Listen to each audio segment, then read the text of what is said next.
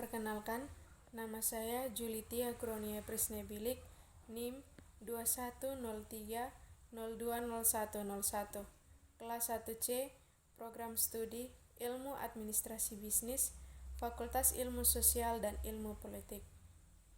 Saya akan mereview buku Introduction to Sociology Theory oleh Michael Dillon. Dalam buku ini terdapat 15 bab. Langsung saja ke reviewnya. Bab pertama, Karl Marx. Teori sejarah Marx. Marx memahami sejarah sebagai ekspansi progresif dalam kekuatan material atau ekonomi dalam masyarakat, yaitu dalam kemajuan yang dibuat oleh masyarakat dalam mengatur produksi material mereka, misalnya pertanian, manufaktur, dan jasa. Teori Marx sering disebut sebagai teori historis materialisme karena ia berfokus pada kondisi material atau ekonomi dalam masyarakat dan bagaimana ini menentukan struktur sosial dan hubungan sosial. Sebagaimana diuraikan oleh intelektual Marx, kolaborator Friedrich Engels, konsepsi material tentang sejarah dimulai dari proposisi bahwa produksi sarana untuk mendukung kehidupan manusia dan di samping produksi, pertukaran barang-barang yang dihasilkan adalah dasar dari semua struktur sosial, bahwa dalam setiap masyarakat yang pernah terjadi dalam sejarah, cara kekayaan mana yang didistribusikan dan masyarakat yang dibagi dalam kelas atau tatanan tergantung pada apa yang diproduksi, bagaimana diproduksi, dan bagaimana produk dipertukarkan. Bab 2, Emil Durkheim pada tahun 1858 sampai tahun 1917. Meskipun Durkheim kurang dikenal daripada Marx, pengaruhnya yang bertahan lama dalam kehidupan sehari-hari praktik sosiologi mungkin lebih besar. Hal ini terutama berlaku untuk sosiologi Amerika. Meskipun banyak sosiolog saat ini mungkin tidak mengakui utang apapun kepada Durkheim, cara para sosiolog mempelajari dunia sangat bergantung pada pendekatan metodologisnya. Dia menguraikan metodologi sosiologis ilmiah dalam The Rules of Social Method pertama dan dalam studi perintis tingkat bunuh diri di Eropa abad ke-19 mendemonstrasikan metode ilmiah yang telah mempengaruhi apa sosiologi lakukan ketika mereka melakukan penelitian kuantitatif. Ini termasuk definisi dan pengukuran variabel sosial dan studi statistik hubungan antara independen dan variabel terkait. Mengikuti pandangan sosiologi sebagai ilmu yang dielaborasi oleh Saint-Simon, Comte, dan Martineau, bagi Durkheim sosiologi adalah ilmu peradaban. Dengan demikian, dia memulai analisis tentang apa yang dia sebut fakta sosial, yaitu semua cara eksternal dan kolektif di mana masyarakat membentuk struktur dan membatasi perilaku kita. Durkheim menyatakan, fakta sosial adalah cara bertindak apapun yang mampu dilakukan atas individu kendala eksternal atau yang umum di seluruh masyarakat tertentu, sementara memiliki keberadaannya sendiri terlepas dari manifestasi individualnya. Fakta sosial keyakinan, kecenderungan, dan praktik kelompok yang diambil adalah apa yang dipelajari sosiolog dan bukan fakta psikologis individu. Fakta fisik atau biologis, meskipun ini mungkin menimpa fakta sosial. Bagi Durkheim, masyarakat bukan sekedar kumpulan individu, tetapi merupakan kolektivitas dengan ciri dan karakteristik tersendiri.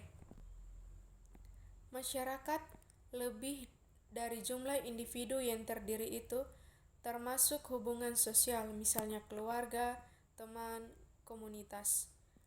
Pola sosial, misalnya tren demografis, dan bentuk organisasi sosial, misalnya divisi pekerjaan sions, birokrasi, pernikahan, dan gereja. Dan kekuatan kolektif ini secara independen mengatur perilaku individu dan kelompok. Bab 3, Max Weber pada tahun 1864 sampai tahun 1920. Sosiologi memahami aksi sosial. Bagi Weber, dominan sosiologi adalah tindakan yang bermakna secara subjektif. Sosiologi adalah ilmu tentang dirinya dengan pemahaman interpretatif tindakan sosial dan dengan demikian dengan penjelasan kasual tentang jalannya dan konsekuensinya.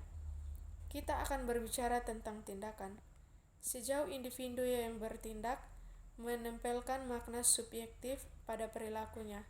Tindakan adalah sosial sejauh makna subjektifnya memperhitungkan perilaku orang lain dan dengan demikian berorientasi pada jalannya. Bab 4, Talcott Parsons dan Robert Merton. Fungsionalisme dan modernisasi.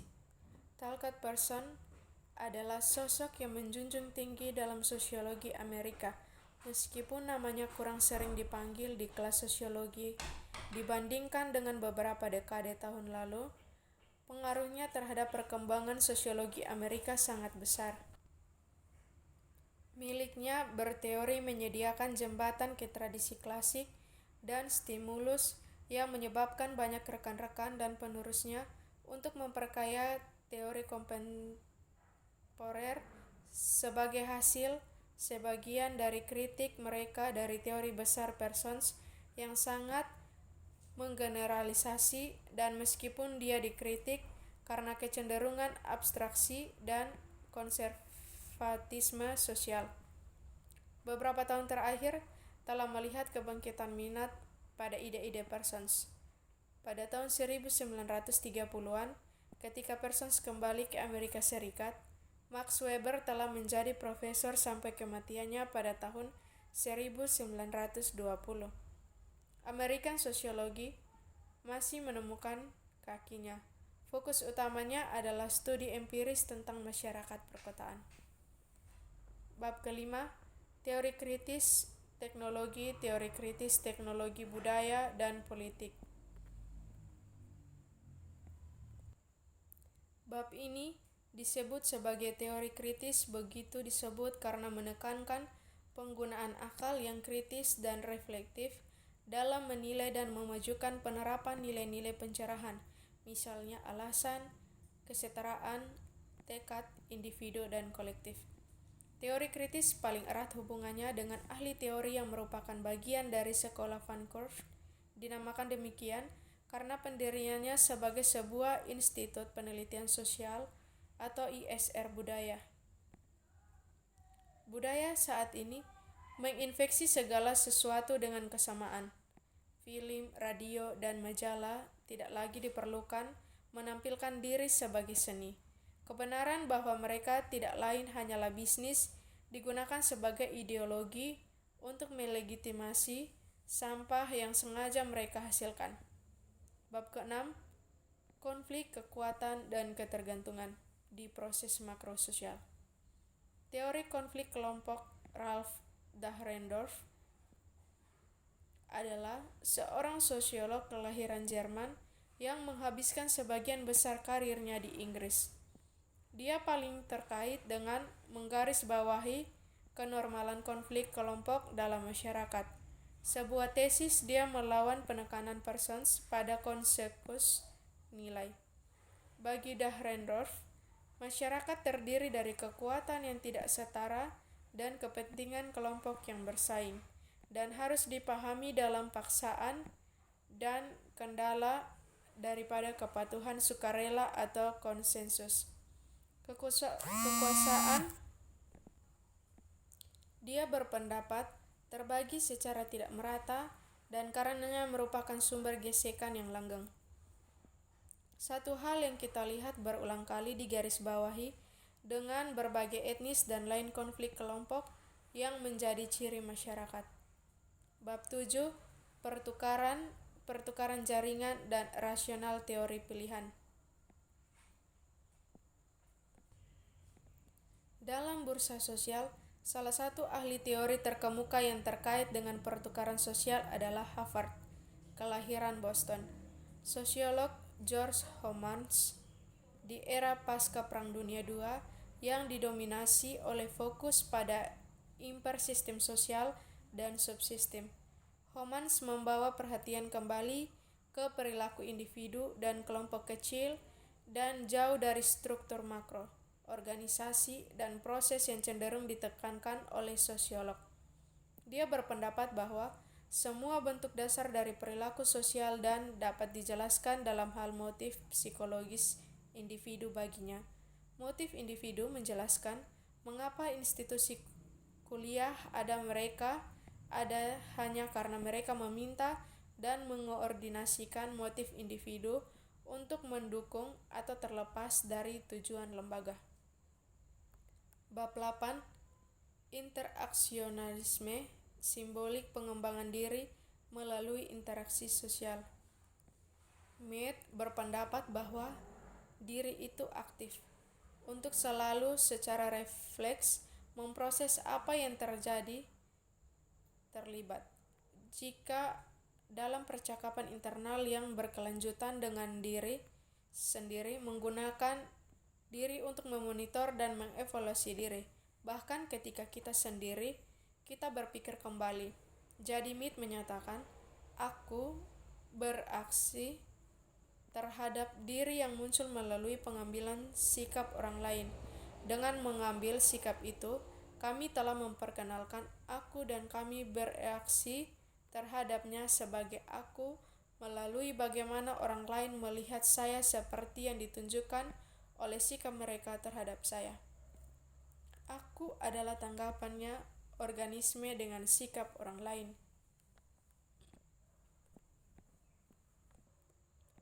Oleh karena itu, individu mengembangkan dan hanya dapat mengembangkan diri dan rasa diri di luar interaksi sosial dan pengalaman sosial.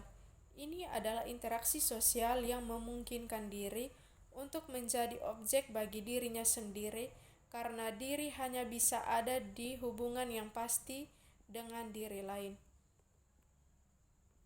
Perilakunya dibentuk oleh keluarga, komunitas, dan masyarakat tempat individu itu tinggal. Bab 9. Fenomenologi dan etnotodomologi. Fenomenologi. Pentingnya realitas sehari-hari dan pengalaman sehari-hari dalam bagaimana individu membangun pengetahuan tentang dunia sosial mereka dan implikasi praktis dari pengetahuan itu dalam menginformasikan rasa keteraturan yang kita terapkan pada bagaimana dunia bekerja adalah fokus dari untayan dalam teori sosiologi disebut fenomenologi. Etnometodologi. Fokus Scott pada realitas sehari-hari mempengaruhi perkembangan etnometodologi, bidang studi terpisah yang didirikan oleh sosiolog Amerika Harold Garfinkel. Hanya mengacu pada metode yang digunakan orang untuk membuat realitas. Etnos adalah kata Yunani untuk orang. Garfinkel berkaitan dengan apa yang dia anggap sebagai kecenderungan, namun teori sosiologi untuk mengambil tatanan sosial dan proses begitu saja. Sebaliknya, berpendapat bahwa dasar-dasar ini perlu dicapai secara berkelanjutan. Bab 10. Teori feminis. Pada tahun 1985, dua sosiolog feminis terkemuka, yaitu Judith Stacey dan Barry Thorney, didiagnosis revolusi feminis yang hilang dalam sosiologi. Mereka berpendapat bahwa sosiologi resisten terhadap tantangan teoretis yang disajikan oleh feminisme dan untuk memikirkan kembali pemahaman sosiologis berdirinya permeasi ketidaksetaraan gender dalam semua proses sosial. Saat ini, banyak wanita inisi sosiologi menyuarakan frustasi bahwa gender masih terpinggirkan dalam disiplin terlepas dari peningkatan penting dalam studi empiris tentang gender, ada rasa yang tersisa bahwa khususnya teori feminis tidak benar-benar dianggap sebagai bagian inti dari sosiologis, tetapi tambahan sesuatu yang disebutkan di antara berbagai ide lainnya. Bab 11, Michael Foucault, Teori Seksualitas, Tubuh dan Daya. Foucault berpendapat bahwa menghubungkan proses biologis atau praktik tubuh untuk kekuatan ekonomi dan politik bertepatan dengan pertumbuhan kapitalis pada abad ke-18 dan ke-19 dan dalam ekspansi terkait negara, bangsa, dan lembaga-lembaga sosial lainnya. Foucault berpendapat bahwa meskipun kita mengasosiasikan dan represi dan keheningan seksual itu pada kenyataannya itu melihat transformasi seks sebagai wacana menjadi suatu yang dibicarakan dan dikategorikan. Bab 12, Balapan rasisme dan konstruksi. Seorang sosiolog, penulis dan aktivis politik lulus Harvard, yaitu William Du Bois, adalah secara luas diakui sebagai inspirator utama dan filsuf dan protes negro gerakan dan di antara perintis paling berpengaruh dalam sosiologi kulit hitam pada tahun 1903. Du Bois menulis masalah abad ke-20 adalah masalah garis warna, hubungan antara lebih gelap dari ras laki-laki yang lebih terang di Amerika dan pulau-pulau. Bab 13, Reproduksi Sosial Ketimpangan Teori, Kelas dan Budaya. Bourdieu berpendapat bahwa kita harus memikirkan masyarakat sebagai yang terorganisir secara hierarkis atau strati, digambarkan sebagai ruang 3 dimensi yang dicirikan oleh berbagai jenis modal atau kekuasaan. Bab 14, Ekonomi dan Politik Globalisasi. Aksi sosial ini semakin kebal terhadap batas-batas geografis nasional. Anda dapat pengertian aliran ini seperti yang disoroti oleh kontak ini. Globalisasi bukanlah suatu hal, tetapi terdiri dari beberapa proses ekonomi, politik, sosial, dan budaya yang saling terkait. Bab ke-15, Modernitas, Kosmopolitanisme, dan Budaya. Bagi ahli teori sosial Jerman Jürgen Habermas, modernitas adalah memikirkan kembali bagaimana kita membahas dan mencoba menyelesaikan masalah ekonomi, politik, dan masalah sosial, misalnya prasangka terhadap imigran yang merusak era kita. Dia menguraikan tentang teorinya tentang tindakan komunikatif sebagai cara yang mungkin untuk mengambil kembali penggunaan akal yang tepat, yaitu menggunakan argumentasi yang masuk akal untuk mengkritik dominasi instrumental rasional dan untuk memeriksa nilai-nilai dan asumsi yang mendasari semua tindakan sosial. Sekian review dari saya, terima kasih.